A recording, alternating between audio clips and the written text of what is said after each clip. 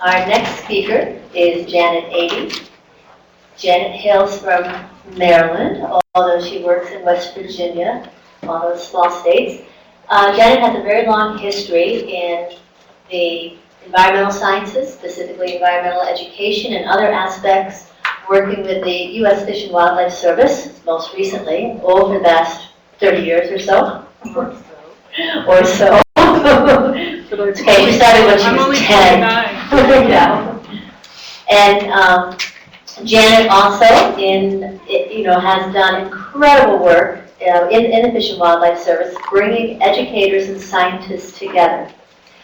In her personal life, she excels as a mom, providing her kiddos with ample nature time when they were young, and that is exemplified in both her daughter's job profession and how they exemplify this in their adult life. Janet has worked very hard on her project. Her project has the potential to kind of revolutionize citizen science in many ways. Her committee members, Heidi Ballard, and Heidi Ballard is at UC Davis. She works with Uganda farming, but more importantly, she's done some meta-analysis of citizen science programs in the United States. And Martha Monroe is at the University of Florida, and she is also in the area of environmental sciences, of course, environmental education, specifically about motivating behavior for conservation. And Amy Trampney, she's at Towson University in Maryland, and her area is curriculum and instructional design, specifically, again, in science education and environmental education. So a great committee that will watch Janet either live or later. And without further ado, here's Janet to explain her research.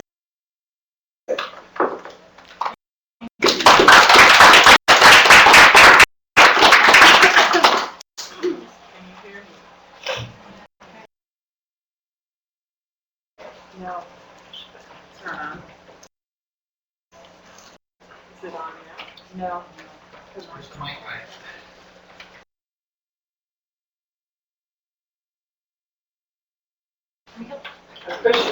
There you go. Oh, did that work?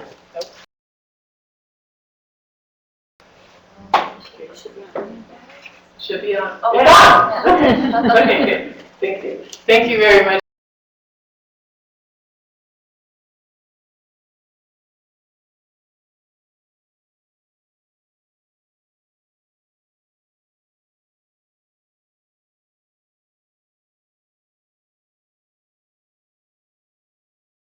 I've only just begun to put up with me, and my family and friends who have been putting up with me so far. So here we are.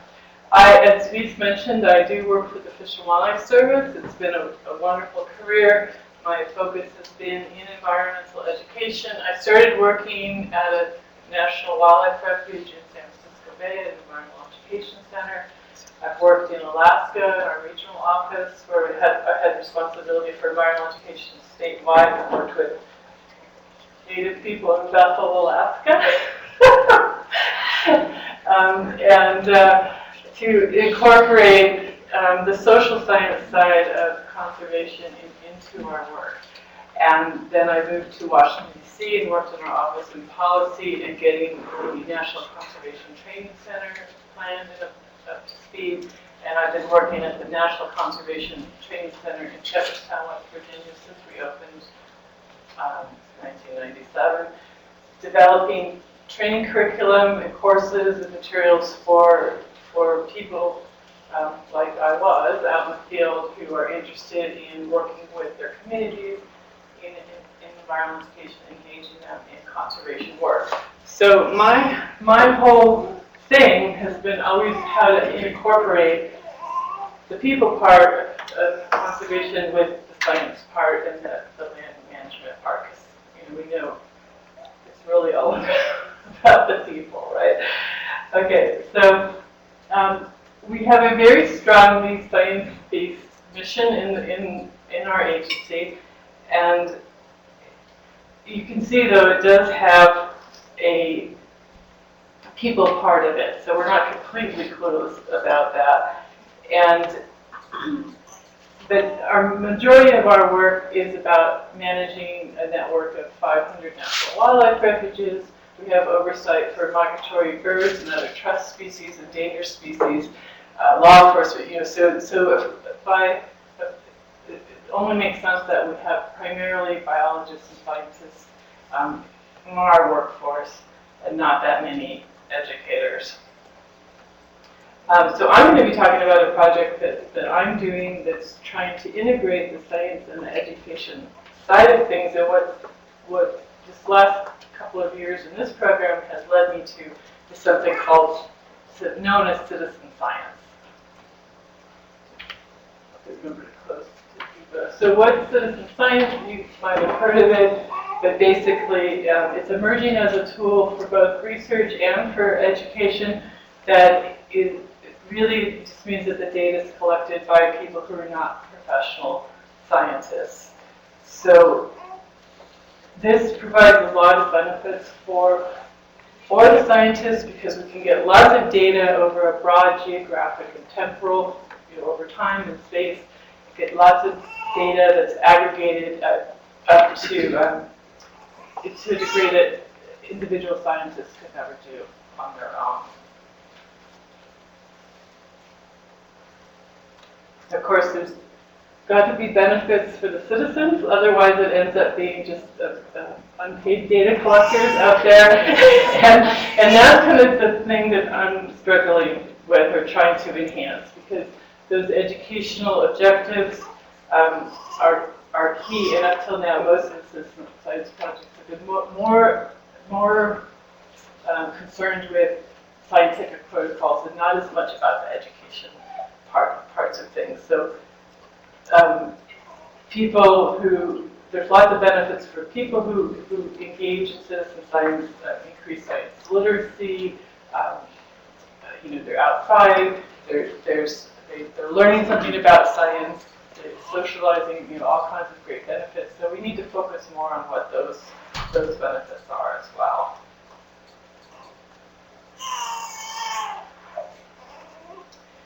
Oops. Did I skip one? Yeah. So we're going to have that education piece. So there's citizen science about everything. So if you're interested in geology or astronomy or anything at all in the world that you want to study as a volunteer scientist, you can. There's a whole website about that. But we're really looking at phenology, which is the study of the timing of things in living organisms' lives. So we have phenology in this room. We have a little infant, and then she'll start to walk, and that'll be a phenophase for her. But for the biologists, they're looking at timing of things like flowering plants, fruiting plants, migratory winter birds migrating, when they're nesting, and that kind of thing. So that's the kind of citizen science that we're focusing in on. And this isn't anything really new. This is actually the way science used to always be done before the 20th century. Amateur, privately funded scientists were more the norm. And people like Darwin, you've heard of, and Sir Isaac Newton, people who had money. But lots of people were amateur scientists and naturalists, and that's where we got all our information. It wasn't only the science science became more professionalized in the 20th century and more government research institution-centric and university-centric. So this isn't anything that new, but now because of the changing climate and the need for more broad and broader data, what the scientists call coarse data. So it's data that doesn't have to be as in-depth as a professional science could do, but data that you and I can collect. There's a stronger need for that now with climate change and trying to address that issue. And also there's many new technologies and tools available for us, amateurs, to make it more effective and more fun too. So the scientists need help, and we did a survey of all of our biologists and refuge managers in the wildlife refuge system, found that only half of them were collecting phenological data, and the reason for that was lack of staffing. They just don't have the people power to do it, so they really need help. And when they were collecting the data, they were hardly any of them were actually uploading it to a database that could be accessed by land managers. So the scientists really need the help, and we're finding that it's actually helping us. I mean, we're having on-the-ground success. This is a refuge in New Mexico, Valle de Oro, and they're using phenological data collected by citizen scientists, by the kids, by young people, to figure out when plants are fruiting and blooming, and timing that with sandhill crane migration, so they know when to flood their fields or mow, so that things work out all right. So this is really important information, and it's helping. We need more of it, and people want to help. People are interested in getting outside. They're concerned about, what can we do to help? They like to get outside, have fun with their friends, with their families, with their youth groups, and this is something that people of any age can do. We even had an example of kindergartners up in Vermont working with scientists on a project to identify where coyotes were going in their backyards, and it was published in a wildlife management journal. So this is real. Yeah. Okay, so there's lots of literature out there, studies that have been done that show that getting outside,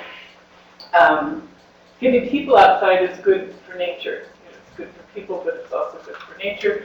People who have chosen careers in organizations like Fish and Wildlife Service or other natural resource professions, or choose to recreate outside in their leisure time, talk about remembering early childhood experiences, nature as a strong influence for their chosen profession and their interests. And the let's see here. It becomes kind of an upward spiral of positive feedback. The more people are out in nature, the more positive they feel about nature, the more likely that they are to act in a positive way towards the environment, be more responsible and environmentally responsible citizens.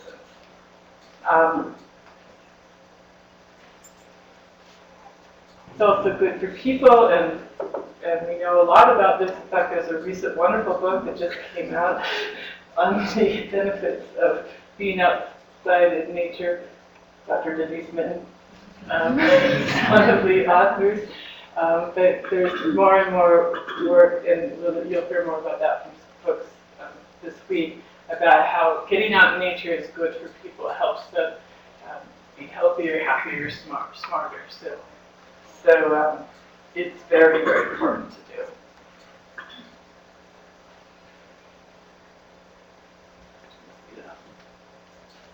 And so really what we know, or what we've learned, is that it's a lifelong continuum of experiences that we need, what Louise Shallow refers to as a changing constellation of experiences, from unstructured play outside, and just having fun in nature, to structured experiences at school or scouting, what have you, home, school, leisure time, and throughout life. So these are the kinds of things that we know, and what it kind of, all of these pieces seem to be coming together for this work that I'm trying to do. And we know that meaningful experiential connections to nature foster our next generation of conservationists, scientists, managers, and educators, and that working together as partners, scientists and land managers and educators can engage communities in scientific research and foster conservation ethics. So that's kind of summed up in this. Oops, I just made it go away. Michelle. Here we go. Look in the center of it. Okay, that was it.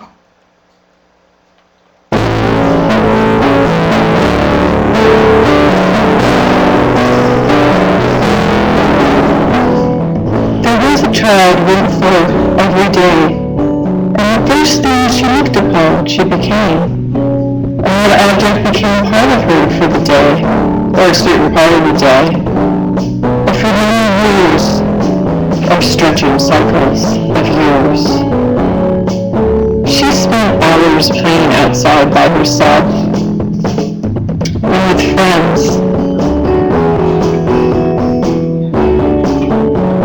Her teachers organized field trips to local nature centers. The classroom was outdoors. Scout leaders took the girls out. They walked a trail and they inventoried plants. One day, she realized the threats to her world. That day in high school, she committed her life to do all she could to make sure that her nature would always be there.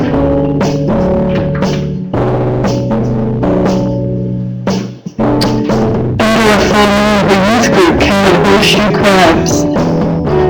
They found a tag. They got a certificate. They were real scientists. People get paid to do this? She went to college and learned of hidden microworlds and geologic timescales and of all the impacts of human nature on the nature of the world. She became a real scientist, studying and tracking migratory species and plants, advising wildlife refuge managers and struggling with the magnitude of the task.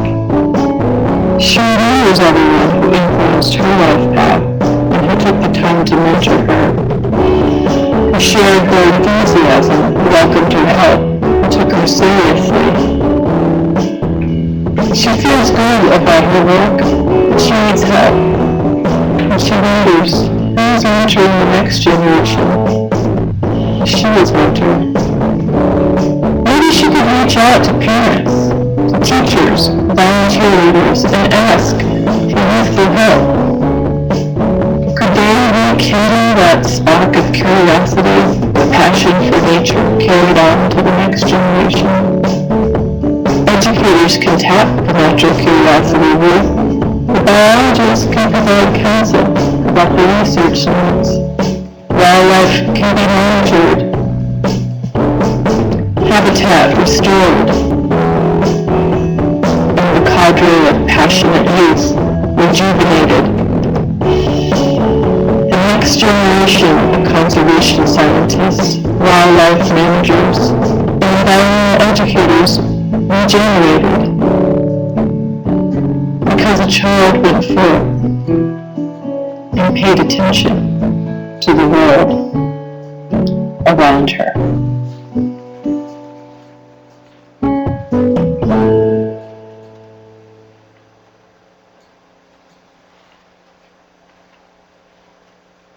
So that's all I have to do.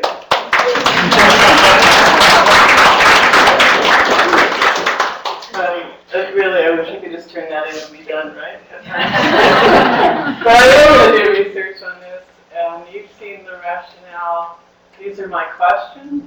How can the Fish and Wildlife Service design and plan measurably successful citizen science programs? And to do that, I need to see what are the elements of success in programs that are out there that both provide rigorous data scientifically and meet educational objectives. And then how can we give Fish and Wildlife Service folks the tools that they need to design programs that will work. So I want to, I have a couple of purposes. One is I want to foster this work within the Fish and Wildlife Service, but also I want to do it in a way and use methods and create tools that will be usable for folks like me out there trying to make things happen. So you can characterize my research as applied case study design leading to an evaluative process for citizen science projects. You're going to do it out in the field. I'm going to be primarily using case study methods and program evaluation methods, and which will lead to, although it won't be the scope of my project, but instructional systems designed for training courses and diffusion of innovation as we try to get people to adopt these practices.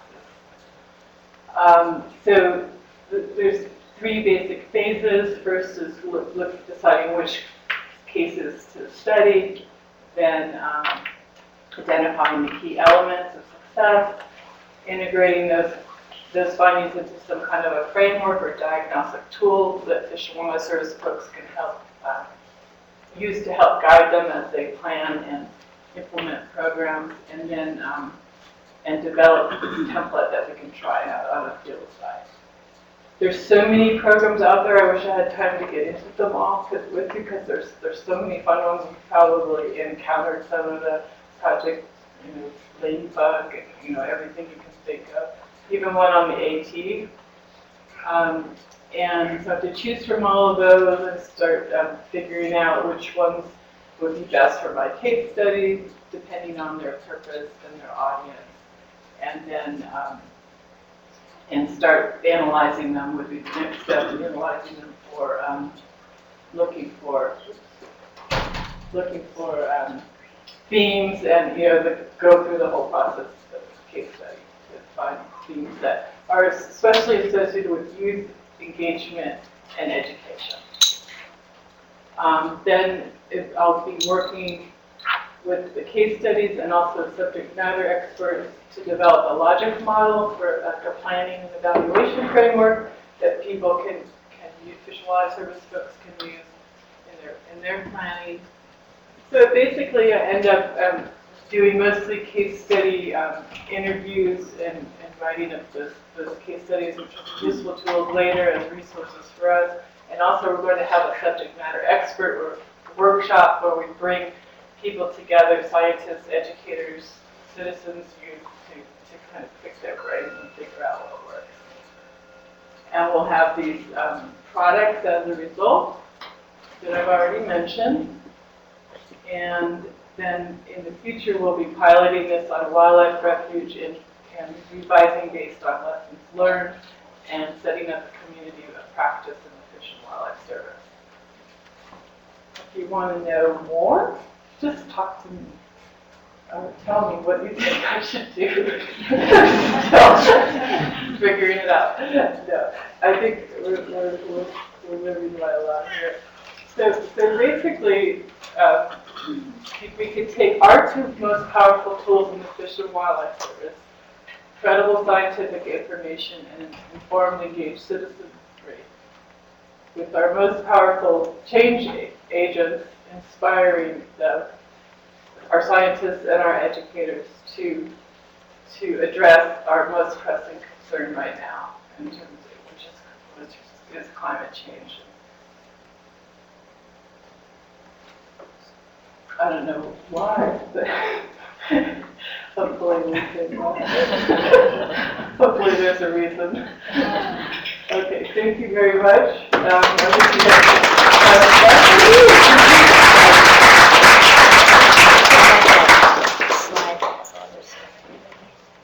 Put it back?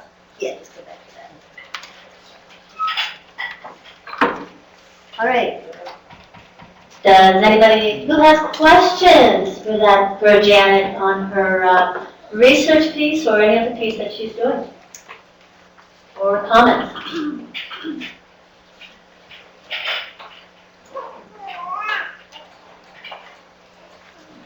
I just have a logistical question because it seems like an awful lot to do as part of a dissertation. So is there a point that your dissertation is going to sort of end with maybe the case studies and then the planning framework and everything else happens after the dissertation? Okay. Exactly. Case studies, planning framework. Last year it had everything, right? 2 people who could 8 and 9. So now it's just the first 2.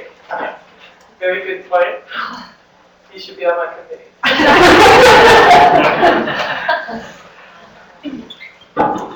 Hi, I really liked your video, and what I liked about your video was that it seemed to sort of present a theory of change. If we do this, then this, then this, then this. And so I'm curious, as you're looking at some of the research questions and identifying successful programs, will you be looking at programs who have an established theory of change, who have this, this process for understanding if we do this, then the end result will be that? It's a really, really good question. I will look at them if I find them. And I'm sure there are some that are there and many that aren't. It depends on their origin and their purpose. And that's what I'll really be spending time talking about, purpose and trying to identify that. And my hope, of course, is to influence thinking along those lines by incorporating some of that into the planning, into the logic model and the planning framework, so that people are more cognizant of that up front and trying to make it a little bit more holistic. They mentioned that your children kind of followed in your footsteps a little bit, so I'm curious what they followed. Okay, well, I have two children, and one did, and one did. Oh, I'm sorry. Oh. Hi, other audience. My daughter ended up majoring in outdoor leadership at Warren Wilson College in Nashville, and then she is now, she worked for Outward Bound for a couple of years, and for living classrooms out in the Chesapeake Bay, taking kids out on the bay, learning about the bay ecosystems, and now she's a graduate student in Islandwood, in Cambridge Island in Seattle, working in an outdoor school, and go figure. I did not have anything to do with this. She found, she found her way. She was going to major in art or psychology or something, and then one day she said, "Oh, I think it'd be fun to teach kids about food webs." Fun. Yeah. I think it's fun too. And then my son is now a barista at Starbucks and Safeway in Mountain View, serving Google employees. I often enjoy drinks. And, but he also enjoys being outside for his leisure time. He was majoring in digital arts and animation for a while, so I didn't know quite yet. I'm curious to know whether this is just a rogue moment, or you have the support of the Fish and Wildlife Service behind you. Oh no, I do. This project I'm talking about with the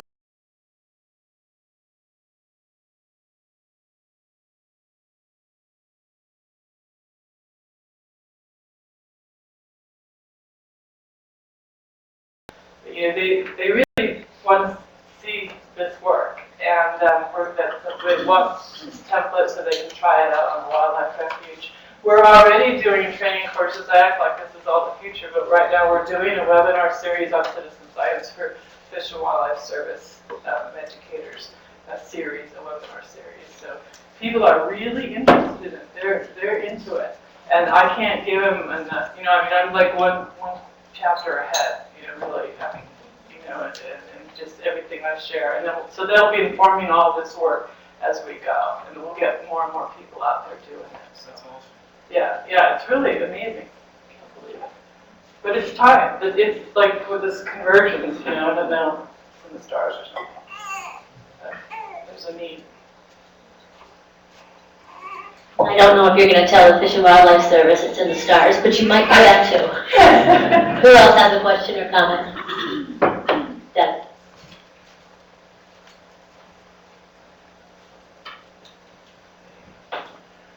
Yeah, I've been doing a Creeks and Watershed program here in Prescott for 30 years, and I'm actually working with a demographic that is lower socioeconomic and I would say in a cultural level that is more challenging. And what I'm wondering is are you cognizant of developmental or educational needs of different groups? Because the assumption is that we can go into these classrooms or populations and just right off the bat start doing scientific study, when you've got kids who have never even put their feet in a creek. And so I'm just wondering if this is something that you've been challenged by at all, or if you're taking that into account. Yes, absolutely, and I'm sorry I didn't emphasize that more, because that's exactly what we're trying to take into account. And that's why this, all we know about education, working with communities, working with people, and cultural competency, all of these things are part of the rubric that I'm going to be, the questions that I'll be answering, the things I'll be looking for in the case studies, and to try to see what's going on now, what's working in those areas, and that's also a huge interest right now. We have something called the Urban Wildlife Refuge Initiative in the Fish and Wildlife Service, where we have pilot programs going on all around the country in urban areas, and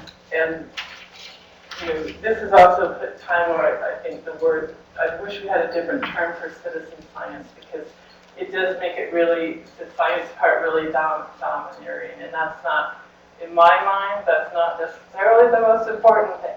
I'm an educator. I want to get people connected to their places.